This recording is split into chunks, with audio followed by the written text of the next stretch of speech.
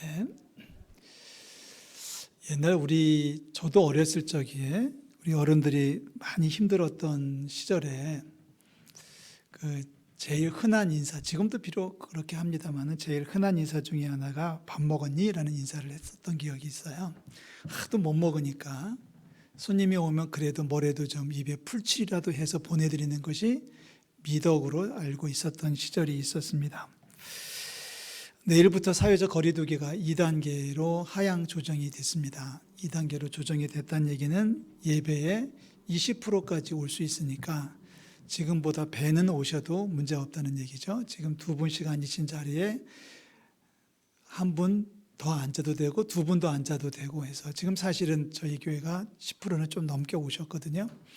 그래서 앞으로 1, 2, 3부 예배 모두 나라가 정하는 범위 안에서 하나님 앞에 온전한 예배가 될 수 있기를 바라고요. 하지만 아직 식사는 못해요. 식사는 아직 못하니까 기도는 해주셔야 되겠죠.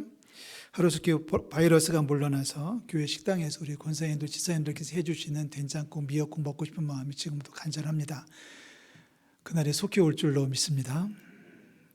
자, 우리들은 그렇게 표현하는데 이스라엘 사람들은 양을 치는 사람들이기 때문에 힘들고 어려운 상황을 표현하는 자기들의 관용구가 있어요. 그것이 뭐냐면 잡아먹힐 양 같아라는 표현을 씁니다. 내 요즘 너무 어려워. 너 어떻게 사니? 우리는 그렇게 표현하죠. 죽지 못해 산다. 뭐 이렇게 표현할 수도 있겠지만 이스라엘 사람들에게 이런 말을 물으면 나 지금 잡아먹힐 양 같아. 혹은 뭐라고 표현해요? 도살장에 끌려가는 양 같아졌어. 이렇게 얘기를 하거든요. 이 말이 사용되어진 것은 시편 44편에 기록이 되어져 있는데요. 당시에는 전쟁이 있었어요. 전쟁이 있었고 기근이 있었어요. 그러니까 사람들이 너무 못 먹고 먹는 문제 때문에 사람들이 죽어가고 있을 그때에 사람들 얘기합니다. 나 요즘 너무 힘들어서 잡아먹힐 양 같아. 이런 표현을 썼습니다. 얼마나 힘들었나요? 이스라엘 역사를 보면 비둘기 똥을 먹었습니다. 그리고 우리는 아직까지 그렇게까지는 안 됐잖아요. 감사하지요. 비둘기 똥 먹으면 그래도 양반이었어요. 심지어는 더 심한 경우에는 아들을 잡아먹는 일까지 있었습니다. 아들을 잡아먹는 일까지 있었던 시대에 그들이 하는 말이 뭐냐면 나 양 같아. 도살장에 끌려가는 양 같아. 이렇게 표현을 했단 말이에요. 이 표현을 늘 쓰는 사람들인데 이 표현을 성경 말씀에 다시 쓴 분이 있는데 오늘 우리가 읽었던 로마서 8장에서 사도 바울이 이야기를 하죠. 36절에 보니까 시편 말씀을 인용해서 하는 겁니다. 우리가 종일 주를 위하여 죽임을 당하게 되며 도살당할 양같이 여김을 받았나이다 함과 같다. 그러니까 지금 사도 바울이 로마에 있는 그리스도인들, 로마에 있는 유대인들에게 편지를 쓰면서 당신들 지금 너무 어렵죠. 도살장에 끌려가는 양 같지요? 라고 지금 위로를 하고 있는 거예요. 사실 어려웠습니다. 당시에 이스라엘 사람으로서 로마에 이주를 했던 사람들은 바닥 인생을 살았거든요. 하루에 한 끼 아니면 이틀에 한 끼 먹고 살았습니다. 한 보로 가지고서 그냥 1년, 2년을 계속 살았던 사람들이에요. 그러니까 그렇게 살아가는 사람들에게 사도 바울이 위로하면서 하시는 말씀이 뭐냐면 당신들의 입장을 내가 알아요. 당신들의 처지를 내가 알아요. 지금 너무 힘드시죠? 그래서 도살장에 끌려가는 양 같은 신사가 되고 말았네요. 라고 지금 인사를 하고 있어요. 어쩌면 우리가 요즘 그렇게 표현할 수 있을는지도 모르겠습니다. 우리가 아는 바 그 이상으로 힘들어하는 분들이 너무 많이 있고요. 너무 많은 분들이 고생하고 있는 것을 우리가 짐작하고 또 경험하고 있습니다.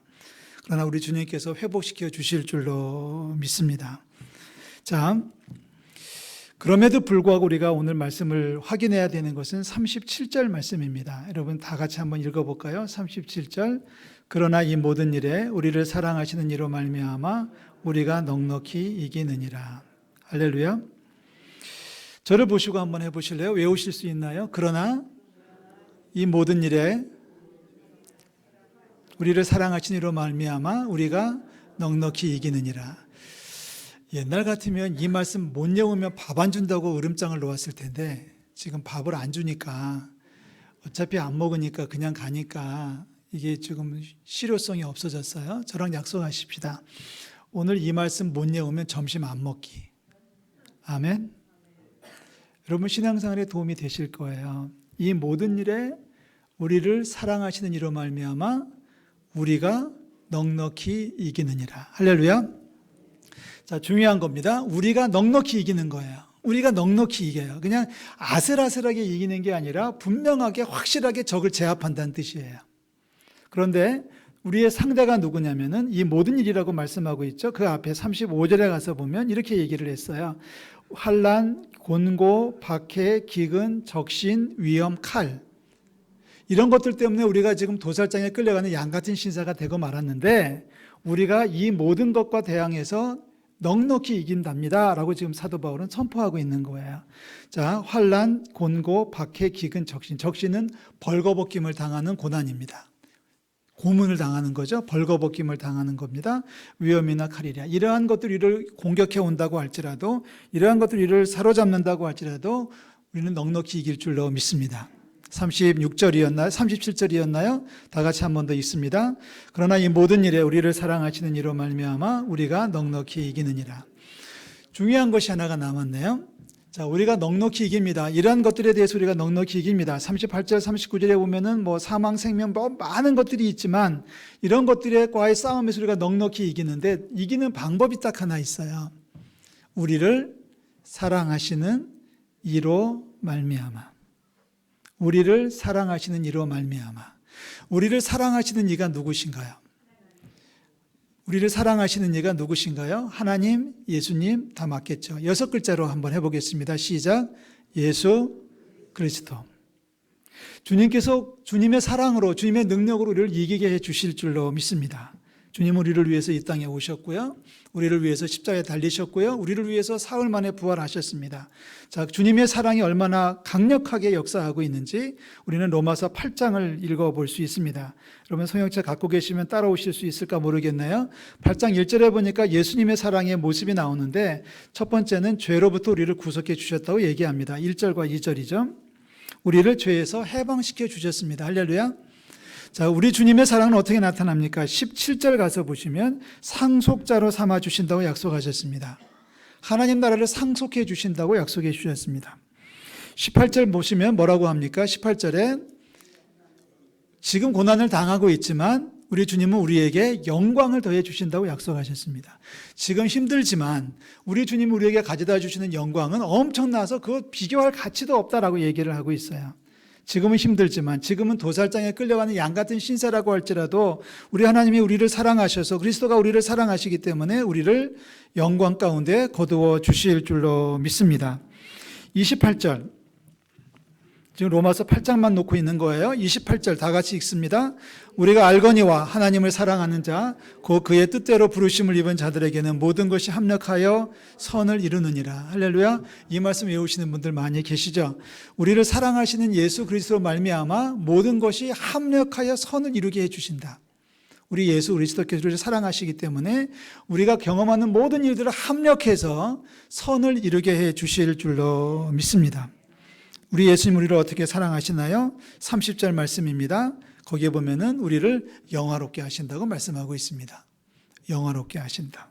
그리고 오늘 우리가 읽었던 본문 38절과 39절에 보면은 승리하게 해주신다고 했는데 승리하는 방법 중에 하나가 나오죠. 39절 마지막에 우리 주 그리스도 예수 안에 있는 하나님의 사랑에서 끊을 수 없도록 꼭 붙들어 주시는 줄로 믿습니다. 우리 주님의 사랑이에요. 예수 그리스도로 말미암아 우리가 이 많은 것들과 상태에서 넉넉히 이깁니다라고 말할 때에 우리 주님 우리를 어떻게 해주시느냐? 죄에서 구속해 주시고 우리를 보호해 주시고 해방시켜 주시고 우리를 영화롭게 해주시고 영광으로 거두어 주시고 상속자로 삼아 주시고 합력하여 선을 이루게 해주시고 하나님의 사랑에서 그 어느 것도 끊을 수 없도록 우리를 보호해 주시는 줄로 믿습니다. 그 사랑 안에서 사는 거죠. 그 사랑 안에서 사는 겁니다. 우리 힘들고 어렵다고 말하지만 우리 도살장에 끌려가는 양 같은 그들도 견뎌냈는데 우리도 힘차게 살아서 힘있게 살아서 고난을 이겨내고 하나님의 영광의 나라를 바라보는 저와 여러분들이 되시기를 주의 이름으로 축원합니다. 영적 싸움이거든요. 결국 우리가 싸우는 싸움은 영적 싸움이에요. 자, 많은 싸움이 있지만 영적 싸움에서 먼저 이겨야 돼요. 많은 분들이 그렇게 얘기하죠. 경제적으로 어렵다. 어렵습니다. 굉장히 어렵습니다. 육체적으로 어렵다. 또 인간관계에서 어려움을 겪고 있다. 여러 가지 어려움을 호소하고 있는데 다 싸움입니다. 싸워 이겨야 되지만, 내 자신과 싸워서 이겨야 되지만, 진정 우리가 싸워야 될 싸움의 내용은 뭐냐면 영적 싸움이란 얘기예요. 영적 싸움에서 중요한 것은 상대가 누군지를 빨리 알아내야 됩니다. 나를 공격하는 녀석이 누구인지, 영적 싸움에서 나를 공격하는 녀석이 누구인지를 알아내셔야 우리는 싸움에서 승리하게 될 줄로 믿습니다. 우리는 에베소서를 좀 보게 될 텐데요. 그러면 찾으실 건 없이 에베소서 6장 12절에 이렇게 아주 중요한 말씀을 바울이 선포합니다. 우리의 씨름은 혈과 육을 상대하는 것이 아니요 통치자들과 권세들과 이 세상의 이 어둠의 세상 주관자들과 하늘에 있는 악한 영들을 상대함입니다. 자, 여러분 이 말씀을 그대로 놓고 볼 텐데요. 혈과 육을 상대해서 싸우는 것이 아니라고 얘기합니다. 혈과 육은 뭐냐면 쉬운 말로 바꾸면 더 먹으려고 싸우는 거고요. 더 마시려고 싸우는 거고요. 더 가지려고 싸우는 거고요. 더 높아지려고 싸우는 거예요. 우리 인간의 모습으로 싸우는 겁니다. 화면 그냥 올려주세요. 자, 그런데 우리의 씨름은 혈과 육을 상대하는 것이 아니라고 했습니다. 자, 그 다음에 나오죠. 우리가 싸우는 싸움의 대상이 나옵니다. 첫째는 통치자들과 권세들입니다. 통치자들과 권세들, 쉬운 말로 바꾸면은 정부의 당국자들입니다. 정부의 당국자들과 우리가 싸워야 될 때가 있습니다. 정부의 당국자들이 우리의 믿음을 가로막고 있다면, 하나님 앞에 나아가는 우리의 발걸음을 정당한 이유 없이 가로막고 있다면 우리는 당연히 싸워야 되겠죠. 지금 그 싸움을 싸우는 분들이 많아요. 북한도 마찬가지고 공산권에 있는 사람도 마찬가지고 저 이슬람 문화에 있는 사람들도 사실은 지금 정부와의 싸움이거든요. 여러분 네팔을 위해서 기도해 주십시오. 파키스탄을 위해서 기도해 주십시오. 오늘 방청객 성에서 깊은 말을 못하고 간단한 인사만 마치고 내려가는데, 지금 네팔도 정권이 바뀌면서 지금 기독교를 멸살시키려고 하는 법이 만들어지고 있어요. 이 말은 무슨 말이냐면 밖에 나가서 우리 교회 가자라고 말하면 감옥 간다는 뜻이에요. 예수 믿으세요 라고 말하는 것이 불법이 되는 세상에 왔다는 겁니다. 이게 이런 것을 정부가 앞장서서 추진한다면 싸워야 되겠죠. 저도 싸울 겁니다. 정당한 이유 없이 예배를 못하게 한다면. 근데 지금은 정당한 이유가 있기 때문에 참고 기다리는 것뿐이에요. 다행히 다음 주부터는 20%가 올 수 있으니 얼마나 감사한지요. 자, 우리가 싸워야 될 두 번째 대상은 이 어둠의 세상 주관자들이라고 했습니다. 어둠의 세상 주관자들. 어둠게 해놓고서 자기들 입속을 차리는 사람들입니다. 쉽게 표현하면, 자, 누가 있을까요? 어둡게 만들어 놔야만 손님을 많이 받을 수 있는 곳. 많이 있죠. 술집. 가보셨나요? 나이트클럽. 얼마든지 많이 있겠죠. 우리가 굳이 거론하지 않더라도 대낮임에도 불구하고 어둡게 해놓고서 사업을 하고 장사를 해서 사람들을 유흥에 빠지게 하고, 그렇게 유흥에 빠지게 함으로써 하나님으로부터 멀어지게 하는, 하나님을 잊어버리게 하는 것들이 있어요. 그것을 사도 바울은 지금 어둠의 세상 주관자들이라고 얘기하고 있습니다. 마지막 세 번째 우리가 싸워야 될 대상은 하늘에 있는 악의 영들입니다. 여기서 말하는 하늘은 공중에 있는 것이 아니라 공중 권세를 잡고 있는 사탄과 마귀를 이야기하는 겁니다. 사탄과 마귀가 가진 방법을 다 동원해서 우리 그리스도인들의 마음을 미혹하고 결국은 하나님을 잊어버리게 만들고 있어요. 이들과 싸워야 된다는 얘기예요. 그러니까 우리가 지금 싸우는데 혈과 육을 상대해서 싸우는 것, 그것이 먼저가 아니라는 겁니다. 지금 더 큰 문제하고 싸워야 됩니다. 어떤 분이 몸에 병이 들었습니다. 자, 손가락 끝에 가시가 박혔고 몸에 암이 생겼습니다. 뭐하고 싸워야 돼요? 병원을 어디부터 가야 돼요? 당연히 큰 병부터 고쳐야 되는 것처럼 우리가 지금 영적 싸움을 싸우고 있는데 혈과 육, 먹을 것, 마실 것이 모자란다고 싸우고 있지만은 거기에 우리가 싸우는데 빠져 있으면은 큰 경쟁에서 놓친다는 거죠.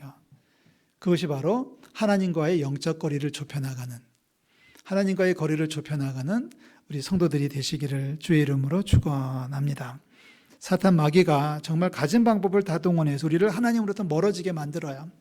어둡게 만들기도 하고 세상을 혼탁하게 만들기도 하고 이상한 사람들이 득실거리게 만들기도 하고 여러 가지 방법을 동원해서 우리를 하나님 앞에 예배하지 못하게 하고 하나님 앞에 온전히 서지 못하게 만들고 있지만 악한 영들과의 싸움에서 예수 그리스도로 말미암아 능히 이기는 우리 성도들 되시기를 주의 이름으로 축원합니다. 두 번째, 적이 누구인지 알았으면 이제는 무기를 가지고 싸워야 되겠죠. 무슨 무기를 가지고 있느냐라고 하는 것이 문제입니다. 우리의 힘과 우리의 지혜, 우리의 능력을 가지고 싸우면 지겠죠. 아까 말했죠. 그리스도 예수로 말미암아 이긴다고 했으니까 우리는 예수 그리스도의 무기를 가져야 됩니다. 이 무기에 대해서 사도 바울은 이렇게 설명을 합니다. 아까 우리가 읽었던 에베소서 6장 12절 말씀, 그 다음 6장 14절부터 17절까지의 말씀에 무기가 나열되고 있어요. 다 같이 읽어볼까요? 그런즉 서서 진리로 너희 허리띠를 띠고 의의 호심병을 붙이고 평안의 복음이 준비한 것으로 신을 신고 모든 것 위에 믿음의 방패를 가지고 이로써 능히 악한 자의 모든 불화살을 소멸하고 구원의 투구와 성령의 검 곧 하나님의 말씀을 가지라. 호심경이라고 하는 것은 가슴을 보호하는 방패라는 뜻이에요. 의라고 하는 것은 믿음이라는 얘기고요. 자, 여기서 중요한 것은 전신갑주입니다. 전신갑주. 머리에서 발끝까지. 신발도 신어야 된다는 얘기죠. 머리에다 구원의 투구를 쓰고 갑옷을 입고 그리고 신발까지 신고 그리고 칼을 들고 방패를 들고 나가서 싸울 때에 승리할 수 있다라고 말합니다. 자, 그런데 한 가지가 빠졌네요. 우리 눈치 빠르신 분들 전신갑주라고 말해놓고서 지금 결정적인 무기 한 가지가 빠져 있습니다. 뭔가요? 예, 지금 성경을 안 찾아놓고 계시니까 모르죠. 아까 우리가 읽었던 17절 그 다음 18절 말씀을 읽겠습니다. 18절 말씀 다 같이 읽습니다. 모든 기도와 간구를 하되 항상 성령 안에서 기도하고 이를 위하여 깨어 구하기를 항상 힘쓰며 여러 성도를 위하여 구하라. 전신갑주에서 기도를 빼놓을 수 없겠죠. 온 몸을 감싸고 있는 전신갑주인데 특별히 세상 것으로 무장하는 건 소용이 없고 하나님의 것으로 전신을 갑주를 둘러야 되는데요. 마지막 무기는 기도입니다. 자, 기도입니다. 영적 싸움터로 나갈 때에 마귀의 계계를 능히 소멸시키기 위해서 우리가 가져야 될 무기가 있다면 당연히 기도지요. 어느 날 귀신 들린 아이를 데리고 아빠가 왔어요. 마침 예수님이 안 계셔가지고 제자들한테 얘기했더니 제자들이 막 했어요. 어떻게든지 해보려고. 근데 귀신이 나가지 않고 그 아이에게서 계속 아이를 묶어놓고 있었단 말이죠. 애를 쓰고 녹신각신하고 있는데 그때 예수님께서 오셨어요. 예수님께서 오셔서 뭔 일 났니? 라고 물었더니 이제 이런저런 일이 있습니다 하고 보고를 했겠죠. 그랬더니 아이 아버지가 얘기합니다. 제가요 우리 아들을 데리고 와서 귀신을 쫓아달라고 했는데요 당신의 제자들이 못했어요. 그랬더니 예수님이 묻습니다. 믿음만 있으면 되는 거지 뭘. 그랬더니 아버지가 나는 믿어요 그랬습니다. 그때 예수님께서 하신 말씀이 있죠. 믿는 자에게는 능치 못할 일이 없다. 옛날 성경에는 그렇게 표현했습니다. 믿는 자에게는 능히 하지 못할 일이 없느니라. 할렐루야. 그리고 예수님께서 고쳐주셔요. 예수님께서 귀신을 쫓아내시고 이제 아이의 아버지는 기분이 좋아가지고 아이를 데리고 집으로 돌아갔어요. 옆에서 지켜보고 있던 제자들이 눈이 휘둥그레져가지고 예수님에게 묻습니다. 주님, 왜 당신은 되고 우리는 안 됩니까? 왜 우리는 안 되고 주님은 하실 수 있습니까? 예수님 뭐라고 대답하셔요? 아니요. 기도 외에는 이런 종류의 기도 외에 다른 곳으로는 이런 종류가 나갈 수 없느니라. 기도 외에는 이런 일이 벌어지지 않아. 사랑도 필요하고 많은 것들이 필요하지만 그 가운데 기도가 빠져 있다면 이런 일은 일어나지 않는 거야. 너네들과 내 차이는 바로 제자들 너희들은 기도가 모자라고 나는 기도를 하고 있지 않니? 지금 예수님 우리에게 오셔서 똑같은 말씀을 하실 것 같아요. 많은 분들이 회복을 이야기하는데 며칠 전에 새벽에 기도를 하고 있는데 갑자기 제 마음속에 쿵 때리는 메시지가 하나가 있었어요. 우리가 회복이 되면 어느 때로 돌아갈까? 많은 분들이 그런 얘기를 하시죠. 코로나19 이전으로 돌아가야 된다고. 맞습니다. 코로나19 이전으로 돌아가서 밥도 먹을 수 있고 교제도 할 수 있고 공동체 활동도 할 수 있고 뭐 야유회도 갈 수 있고 그랬으면 참 좋겠는데 기도하다가 제 마음을 콕 때렸던 메시지는 뭐냐면 그게 아닌 거예요. 됐어요, 권사님. 신경 쓰지 마세요. 나만 잘하면 돼요. 남 신경 안 써도 돼요. 자, 기도 외에는 이런 이유가 없다. 코로나19 이전으로 돌아갈 게 아니고요. 예수님의 뜻 가운데로 돌아가는, 그리스도 예수의 분량으로 돌아가는 저와 여러분들이 되시기를 주의 이름으로 축원합니다. 기도하다가 제 마음을 쿵 때렸던 메시지가 바로 그거예요. 그렇게 기도 저도 했거든요. 하나님, 속히 문제가 해결돼서 코로나19 이전으로 돌아가게 해주세요라고 했더니 제 마음속에 턱 던져졌던 질문이 뭐냐면 그때는 잘했냐? 라는 질문이에요. 코로나19 때는 제대로 했어? 라고 하는 하나님의 매서운 말씀이 제 마음속을 후벼 파기 시작하는데 그 앞에 견딜 수가 없더라고요. 하나님, 코로나19 이전으로 돌아가는 게 능사가 아니라 그리스도 예수의 장성한 분량까지 도달하는 저와 여러분들이 되시기를 주의 이름으로 부탁을 드립니다. 뭐 그전에 잘한 거 없잖아요. 사실 뭐 이렇게 내세울 건 나 코로나19 때는 완벽했어라고 말할 수 있는 분들이 과연 몇 분이나 있겠어요? 한두 분 계실까요? 좀 몸 아프다고 좀 피곤하다고 어디 놀러 갈 때 있다고 빠지고 빼먹고 뒤처지고 했던 경우가 얼마나 많이 있었나요? 그러나 이제는 달라져야 된다는 얘기예요. 자, 돌아오는 수요일이 사순절 첫째 시작하는 성의 수요일입니다. 성의 수요일, 거룩한 옷을 입고 죄를 뒤집어 쓰고 회개하는 날이에요. 그날부터 시작해서 사순절 4월 4개가 10개가 곱해져 40일입니다. 정확히 말하면 주일을 빼고 사순절이기 때문에 4월 4일까지 가야 돼요. 부활주일입니다. 사순절에 전통적으로 모든 교회들은 오락을 금하고 여행을 금하고 개인의 향락을 금했습니다. 그래서 뭐 비디오 금식이라는 말도 했었죠. 미디어 금식이라는 말도 했었죠. 그래서 뭐 TV도 안 보고 연습곡도 안 보고 막 그랬는데 좋습니다. 여러분 마음에 감동이 되는 대로 이번 사순절에 도전해서 코로나19 이전이 아니라 그리스도 예수의 장성한 분량에까지 도달하는 저와 여러분들이 되시기를 주의 이름으로 축원합니다. 새벽기도, 수요일 예배, 이제 금요일 예배도 곧 시작을 할 수 있겠죠.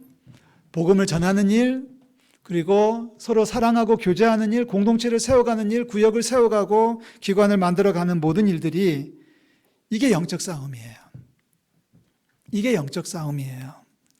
오늘 우리가 읽은 말씀에서 예수님의 말씀 분명히 나오지 않습니까? 이 모든 일에 우리를 사랑하시는 이로 말미암아 우리가 넉넉히 이긴다. 더 먹는 게 승리가 아닙니다. 저 사람보다 내가 좋은 옷 입고 있는 게 승리가 아닙니다. 진정한 승리는 그 누구의 간섭도 누구의 방해에도 불구하고 하나님 앞에 한 걸음씩 한 걸음씩 나아가서 하나님과의 영적 거리가 좁혀지는 게 진정한 승리예요. 그 싸움에서 승리하시기를 주의 이름으로 축원합니다. 우리의 대장은 예수 그리스도예요. 내가 앞장서면 안 돼요. 감사하게도 예수님이 앞장서 주셨잖아요. 주님과 함께 세상을 이기는, 그래서 주님과 함께 세상을 넉넉히 이기는 우리 모든 공동체 성도들 될 수 있기를 주의 이름으로 축원합니다. 기도하겠습니다. 하나님 아버지, 우리를 여기까지 인도하시니 감사를 드립니다. 믿음 안에서 온전케 하시고 하나님의 나라를 살아가는 저희들 될 수 있도록 주님 역사하여 주시옵소서. 하나님과의 영적 거리를 좁혀가기를 원합니다. 하나님 회복이 되기를 원합니다. 하나님 세상 것이 회복이 되기 전에 먼저 주님과의 관계가 회복이 되게 도와주시고 세상 일이 해결되기 전에 주님과의 막혀있는 담이 해결되는 역사를 더하여 주시옵소서. 악한 영들과의 싸움에서 멋지게 승리하기를 원합니다. 우리를 사랑하시는 그리스도 예수를 말미암아 넉넉히 이길 줄로 믿사오니 주여 우리를 지켜 주시옵소서. 예수 그리스도의 이름으로 기도하옵나이다. 아멘.